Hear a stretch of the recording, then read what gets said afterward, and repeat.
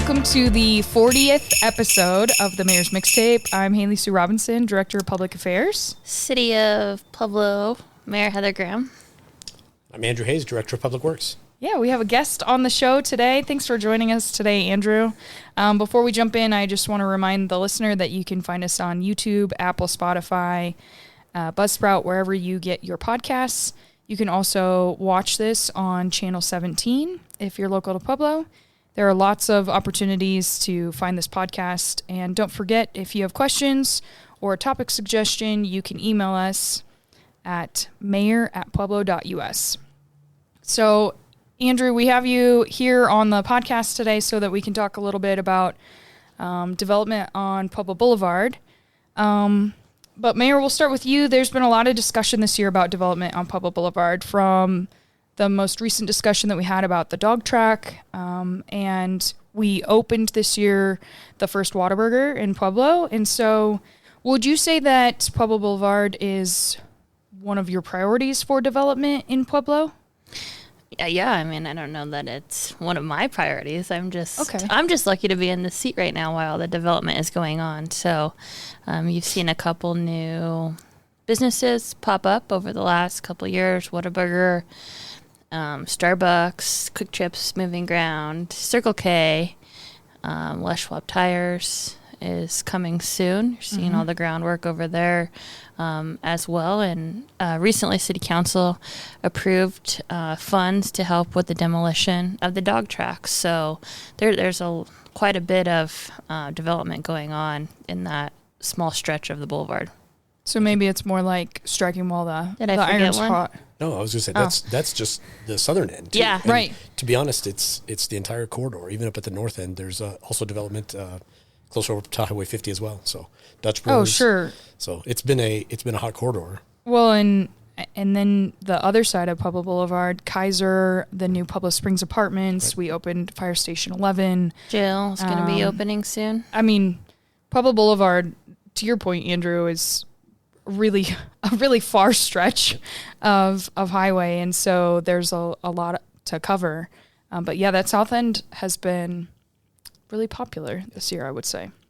So, Andrew, I know we've had some folks that have come before City Council or visited us here in the mayor's office about the process for permitting along Pueblo Blvd.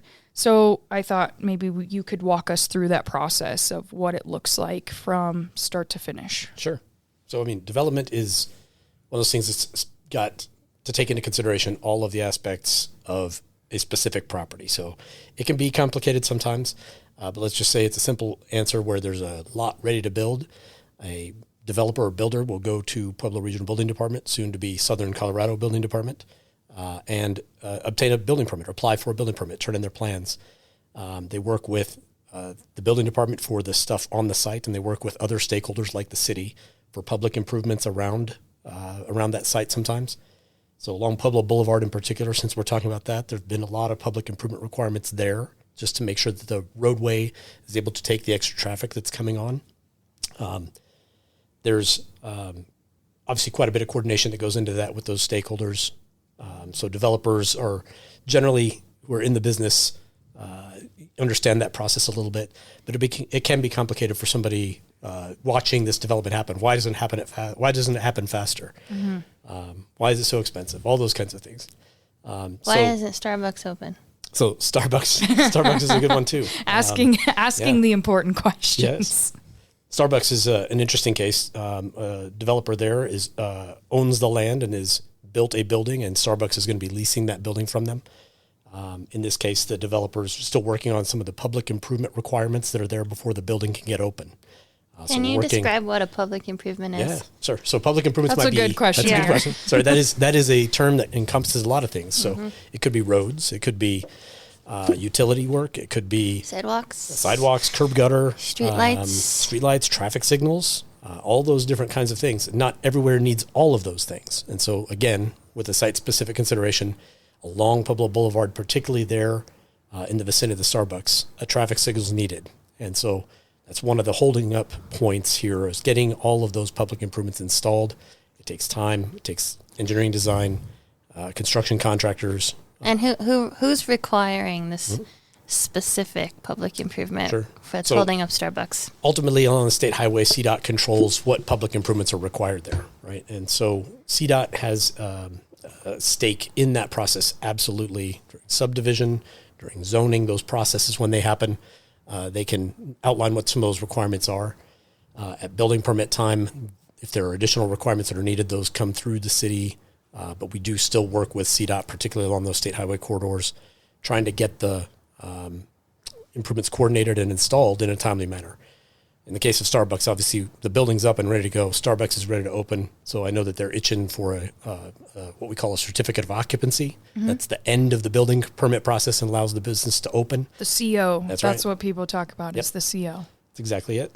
In this case, Starbucks wants their CO obviously to get open so they can start serving some eggnog lattes and coffee and all the things for all of the customers that are going to be coming there. So you mentioned a little bit about regional building or Southern Colorado Building Department and the city. Who all is involved in the review process here in the city and outside organizations? Yeah. So, I mean, if a builder goes into Pueblo Regional Building Department or Southern Colorado Building Department soon, they put in a building permit application. There's a routing sheet that gets generated. And depending on the permit type, generally speaking, city departments, so public works, that includes transportation, planning, wastewater, stormwater as well, as well as other external stakeholders like sometimes the health department or state agencies sometimes also have a stake. So sometimes there are a lot of different organizations on the routing sheet that that folks have to coordinate with in order to get their developments approved. Again, within the city, that's usually the infrastructure and planning departments specifically. So, and Mayor, since you took office, that's been one of your priorities is efficiency with the permitting process and essentially ease of doing business with the city. So what does that look like from your perspective, or how have you tried to improve the process? I would say one thing that we tried to improve. So I was saying that everybody saw this coming, right? So in probably May of this year, when these hurdles started to come up with CDOT and the public improvements that were going to be needed on the boulevard, which we met with the developers, met internally and tried to figure out different ways to expedite the process. And obviously cost is a burden for the developers, for the businesses coming in on the boulevard. And so I took an ordinance to City Council to adjust the criteria for the half-cent sales tax in order to help with public improvements to bring in development. Unfortunately, after several times of taking this to City Council would not pass this. If they would have passed it, we would be in a different situation than we are today. So, unfortunately, that didn't go that way. So we're going to be taking this ordinance back to City Council when the new City Council is sworn in, and kind of using this as an example of how we could have expedited development, in this case on the boulevard with public improvements using economic development funds. And hopefully we'll have a different turnout coming. So with that update to the criteria ordinance, would it solely benefit Starbucks in this situation? It would have benefited the public, right? They're public improvements that need to go in on the boulevard. So signals for speed, it's a safety sidewalks, medians, XL, decel lanes. All of that needs to be put in by somebody, and it wouldn't necessarily be that the city is taking the burden of all the cost, but we could have used the half-cent sales tax money up front, and we could have entered into development agreements with these specific developers until over a certain amount of time the money is paid back, which is less of a burden on anybody trying to develop in our community. Okay, so essentially what you're looking for is that incentive up front, but there is a potential repayment plan. So it's not like we just either lose that money or front all that money for the benefit of, say, one business. It's about time. Yeah, about it's efficiency. Efficiency and Okay. effectiveness of getting all of this done. Sure. And we could have done it all at one time. So Right. anybody who was going to be putting businesses in on the boulevard, this could have already been taken care of. And I think that leads us to a couple of the other businesses that will be opening. So we know there's going to be a Les Schwab Tire, potentially a McDonald's, a Quick Trip, a Chipotle, and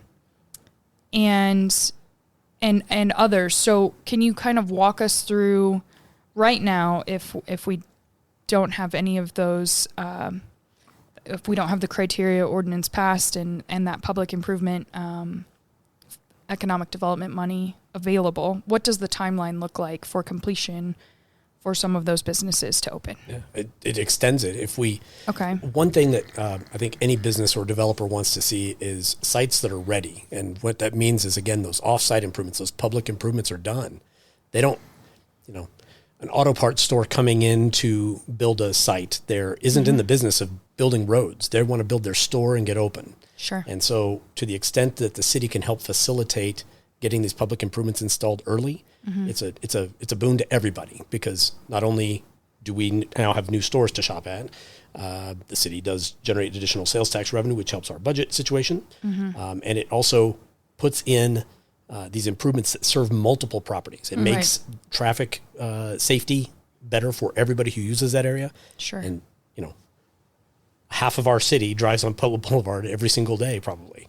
And so these are safety improvements that ultimately make the quality of life better and safer for our citizens. So it's important. Having these resources available to help this process is an incredibly important tool that we have, and we're very lucky in Pueblo to have that. It just needs to be reshaped a little bit to allow for these additional types of projects. Sure. It's not I think citizens think about this as, these are Pedco dollars or something else. Sure. It's not. It's the public's money. It's what And we voted on for correct. the half-cent sales tax. That's For correct. economic development. Yeah. And people believe that it's there for economic development. I think everybody in general kind of thinks about economic development meaning all of this stuff, business growth. Right. We've traditionally had a very narrow look at what that means on creating primary jobs, and that's an important piece of any economic development strategy. Absolutely. But going forward, there has to be some kind of other consideration for these other types of improvements as well. I think another thing that seems a little bit difficult or maybe frustrating for folks to understand is, we hear this is a CDOT issue, but if we really break it down, it's a safety issue. Right. And so these are requirements that we ultimately want. While it might be frustrating in the process, the reason these requirements are in place is we recently had a safety traffic study that we brought forward with some key intersections with,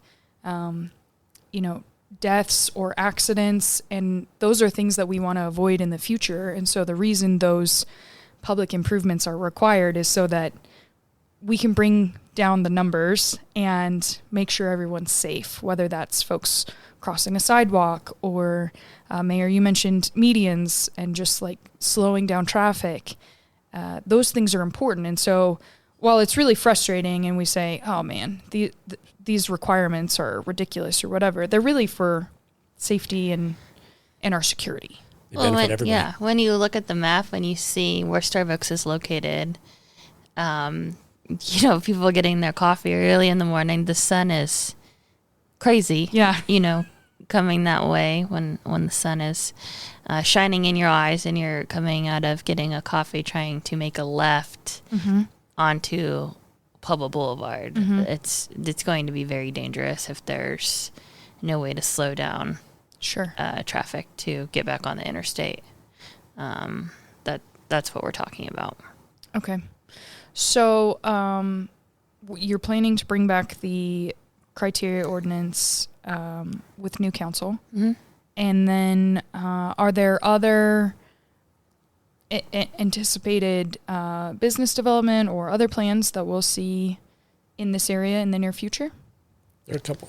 So I don't even know if ahead. you're aware or not, but there's a auto parts store that has approached that's about double their normal size footprint. So if that comes to pass, that'd be a new one there near, kind of near that Les Schwab Starbucks corridor area. Okay. There's still several other pad sites that are developing there, and then trying to work on infrastructure requirements to make sure that the south side of Pueblo Boulevard also sees some of that same development. That's a more challenging side just because of wastewater issues particularly, but it's also going to need some roadways and some other things in there. So the city's working with urban renewal to try to come up with a plan to get the infrastructure in place to make that more viable commercial development. Okay. Up on the north end also, there's near the jail that was built there, there's some property on fronting Pueblo Boulevard that is commercial.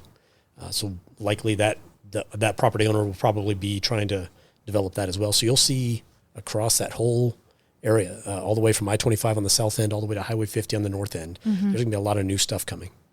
And we have a new Maverick as well up kind of by Kaiser. That's right off of Spalding. How soon will that one be open? I don't know that they've given a date for their opening yet, but it just looks like the progress is nearing completion. Yeah.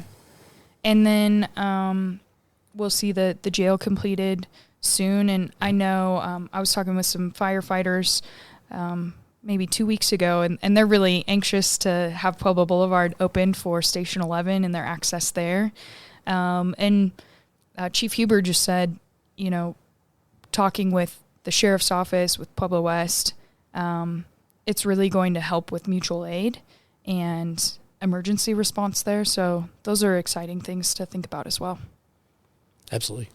That is a corridor that is not only a thoroughfare for lots and lots of traffic, but that traffic also makes it attractive for business development as well. So having people there, being able to hop right off the road and get easy access into a business, it's important. So that's why that corridor is such a hot topic right now. Great. Well, we also had a town hall last week with soon-to-be Southern Colorado Building Department. So if folks missed that town hall, it is available on our Facebook. We also have it on our YouTube.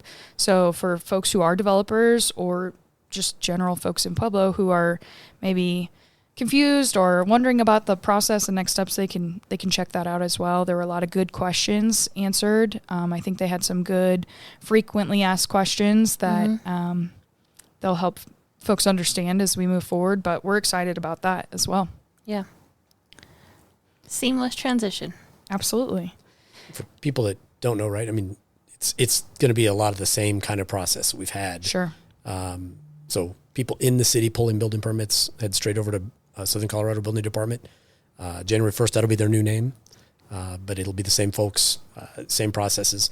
If your licenses need to be renewed, contractors get in there and get it done. But that's it should feel seamless to them as they're pulling new building permits to keep development going here in the city. And they're going to launch a new website as well, and that'll be easier to navigate. Right. So I think that's exciting too. Anything else we need to know about development in the city of Pueblo and things on the horizon? I don't know. Just excited to. Yeah. I mean, we're on the cusp of a lot of new things coming into town, so this is an exciting moment. It Pueblo. Really is. I think for a lot of Puebloans to see this amount of growth in truly what is a short period of time. I know we talked earlier about how it might seem slow. This is, kind of exponential growth for our community at this point, and seeing big businesses come in, see local businesses thrive, new housing developments. Those are all really exciting things for Pueblo and for our community. 100%. I'm glad you agree. Okay. Well, our listener might not see this. This is for our YouTube watcher, but there are gifts surrounding the two of you right now. And you might be wondering, did we just stage this? Sort of. But actually, this is from our angel tree with the gifts for La Gente. And so we just decided to lean into the holiday spirit and said, why don't we just have a little Christmas show on the podcast today? So these will be going out to children soon, and we're excited about that. A couple other upcoming things. The last council meeting of the year on Monday, December 22nd. And then the city is closed on Christmas Day and the day after. And then we still have lots of work to do before the end of the year. So, but those are some upcoming things, and just want to make sure that folks are tuned in to what's going on in the city. Anything else you guys want to add? Lots going on. Yeah. Andrew, thanks for joining us on the podcast this morning. Thank you. Just want to remind our listener that you can find us on Spotify, YouTube, Apple, Buzzsprout, wherever you get your podcasts. And make sure you like, subscribe, and share with your friends. Also, thank you for 40 episodes. That's very exciting. And don't forget, you can email us, mayor@pueblo.us, and we will see you soon. Merry Christmas. Not yet. Coming.